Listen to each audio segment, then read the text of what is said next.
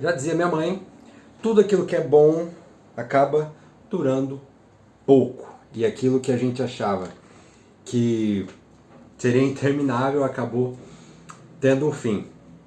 E aí, agora ficam as perguntas, os questionamentos. E agora, para onde que nós... Nossa, tô tentando arrumar o microfone aqui. Que agora eu tô youtuber, né? Tem até a marca das minhas babas aqui já. Para onde que nós vamos nesse momento? Qual que é o nosso... qual que deve ser o nosso comportamento? A nossa reação? Já vi críticas, já vi pessoas defendendo, pessoas fazendo de tudo para irem lá enquanto estava acontecendo aqueles cultos intermináveis. Eu acho que ainda é um pouco cedo, porque tudo que a gente tem de material no que tange a avivamento, material histórico que eu digo, foi acompanhado, além de cultos poderosos, foi acompanhado de uma reforma social, isso que muitas pessoas estão falando. Foi acompanhado de uma verdadeira reforma social, como é no caso que aconteceu em Gales, por exemplo.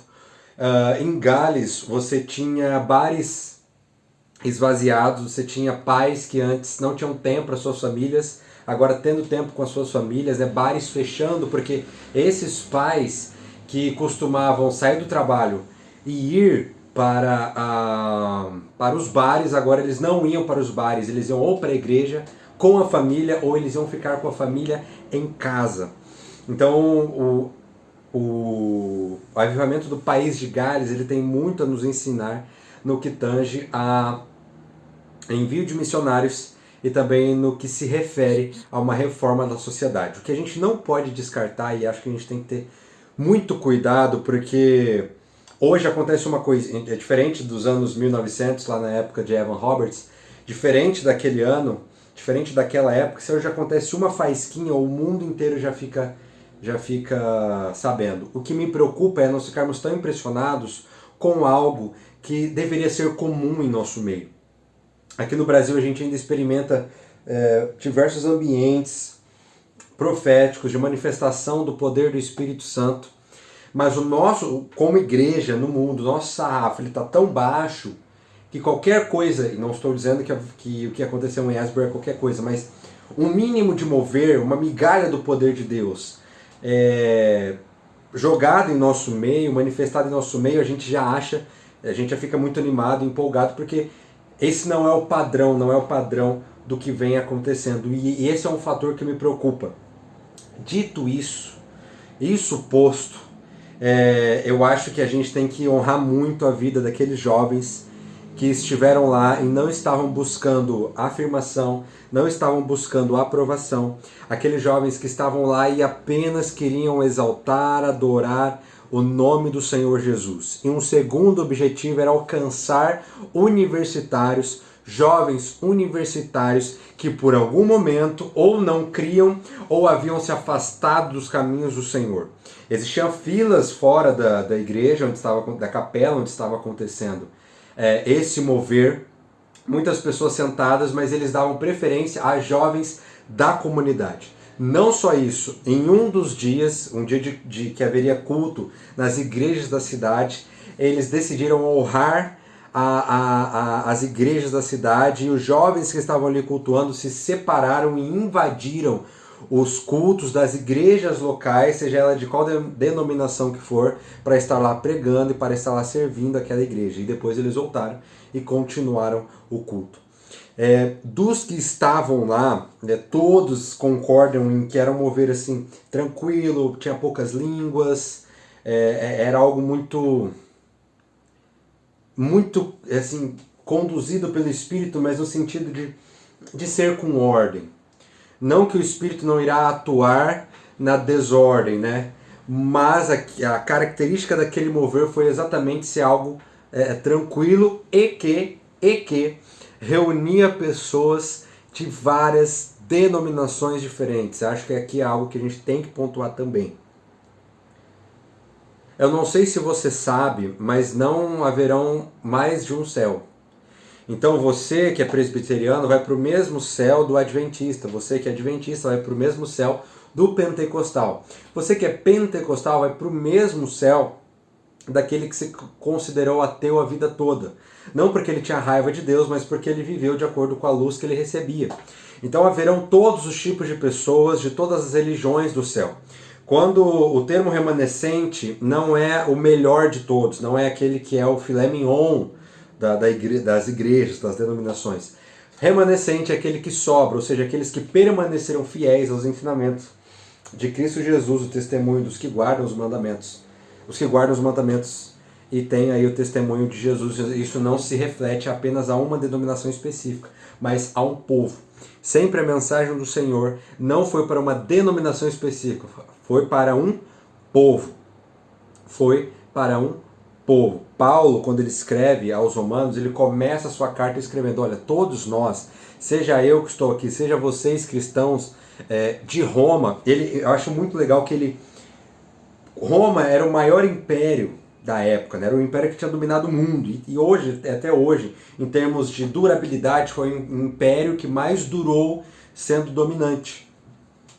E a mensagem, tudo aquilo que havia acontecido na Judéia, que era apenas um pedacinho de domínio do Império Romano, ainda não havia chegado em Roma. Roma tinha coisas, aos olhos dos romanos, mais importantes para tratar. Então o que eu acredito é que muitos dos cristãos em Roma se sentiam sozinhos, porque aquilo que eles criam não era refletido, ou não era apoiado, ou a grande mensagem da vida deles, as pessoas em Roma nem faziam ideia que havia acontecido. Então ele, para englobar, para incluir aqueles cristãos em Roma na grande família de Deus, ele fala: olha, tanto eu quanto vocês fomos chamados para pertencer a essa família e também a anunciar o Evangelho a todas as nações. Paulo inclui, e eu vejo que falta um pouco essa inclusão. O que o avivamento, o mover de Asbury, ele nos ensina é que a gente precisa deixar de lado aquilo que é desessencial e que nós discordamos e focar naquele que nos une, que não é uma doutrina, não é uma teologia, mas é Cristo Jesus. Ele, Cristo Jesus, é a base, é a referência, a espinha dorsal de toda e qualquer doutrina da igreja cristã. A igreja de Cristo tem uma doutrina, um fundamento, e esse fundamento é Cristo Jesus. A partir daí a gente tem as nossas divergências, as nossas interpretações, pois desde do primeiro século os cristãos já batiam de frente com interpretações teológicas, e Paulo e os outros apóstolos aí tentavam minimizar os danos dessas tretas. O próprio avivamento moraviano, antes dele acontecer, ele foi marcado por várias dissensões, divisões entre aqueles que moravam ali na região do Conde Zinzendorf, até que chegou o Conde e falou: ou vocês tomam um jeito, ou vocês vão sair da minha terra, e aí que começou a acontecer um genuíno mover de Deus.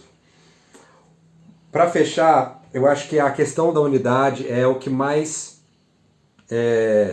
foi evidente nisso que aconteceu em Asbury, e a gente precisa voltar os nossos olhos para esse tema da unidade, lembrando que fazemos todos parte do mesmo corpo, fazemos todos parte de uma mesma igreja, e essa igreja não está restrita a um templo, um espaço físico, um espaço geográfico, mas essa igreja somos nós. Nós somos a noiva de Cristo.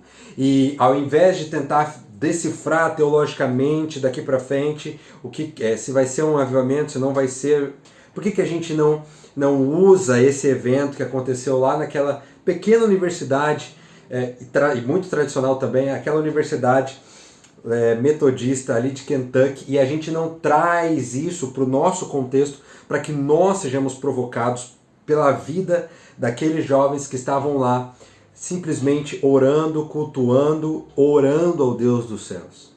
Porque é hora de nós nos permitirmos ser tocados e provocados por aquilo que aconteceu lá em Asbury. E não não ache que a sua opinião pessoal é uma doutrina. Eu vejo hoje o erro de muitas igrejas darem púlpito, darem palco, darem espaço para muitos que, ao invés de trazerem a sã doutrina, trazem a sua opinião disfarçada e travestida de doutrina. E ao invés de ensinarem a sã doutrina no púlpito, eles ensinam a sua opinião. Eles ensinam a opinião própria e induzem outras ovelhas a terem a mesma opinião que eles. Esse tipo de pessoa não se encaixa no perfil de ovelha. Esse tipo de pessoa se encaixa no perfil de lobo. Portanto, se na sua opinião você não curtiu o que aconteceu em Asbury, vá pesquisar mais, vá para a Bíblia, vá ter tempo de oração e tenha muita responsabilidade. Eu todos os dias oro por essa responsabilidade, seja antes de gravar um vídeo, antes de pregar, antes de gravar um podcast, antes de fazer qualquer coisa. Senhor, banhe-me da responsabilidade por aquilo que irá ser dito. Que eu não possa falar as palavras da minha própria boca, mas que eu possa ser inspirado pelo Espírito Santo. Que Asbury nos ensine a ter mais fome da pessoa do Espírito Santo, que foi o outro consolador. Jesus disse assim: eu não vou deixar vocês órfãos. Vocês não ficarão órfãos. É melhor que eu vá para que ele venha. Então hoje, quem nós temos trabalhando ao nosso lado é simplesmente nada mais nada menos do que a pessoa do Espírito Santo. E eu acho que isso é suficiente para nós sermos empoderados, para nós não termos medo e para nós confiarmos na liderança e submetermos a nossa vida à total liderança do Espírito, onde eu não vivo mais, mas Cristo vive em mim e agora eu não tenho mais vontades próprias. Paulo começa sua carta aos Romanos dizendo: eu sou Paulo, escravo de Cristo Jesus. Um escravo não tem direitos, um escravo não tem voz, um escravo não tem autonomia. Ele simplesmente se entrega ao seu Senhor. E quando ele diz Senhor Jesus Cristo, sabe, isso é algo que se perdeu na nossa cultura ocidental, mas Senhor, naquele contexto, era exatamente o que significa a palavra Senhor. Alguém que tem total autonomia sobre você, sobre mim, que a gente possa voltar a essa essência de considerar Jesus não apenas como nosso Salvador, mas como nosso Senhor, que a gente possa ser provocado por esses moveres que acontecem do nosso lado, perto de nós, ao invés de ficar apenas criticando aquilo que os outros estão fazendo. Enquanto muitos estão sendo tocados por esse mover, outros estão vendo um mover na sua frente e estão criticando, estão zombando e não estão vivendo a plenitude.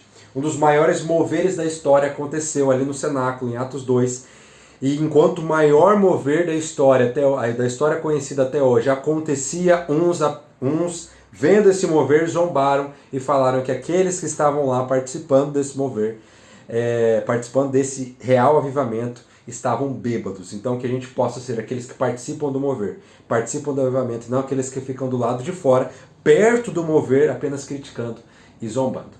Beleza? Se você gostou desse vídeo, já assiste outros aí, tem muito conteúdo legal. E a gente se vê no próximo vídeo. Beleza? Já todo aquele ritual que você conhece, de se inscrever, deixar o seu like se você gostou e tudo mais. Um abraço.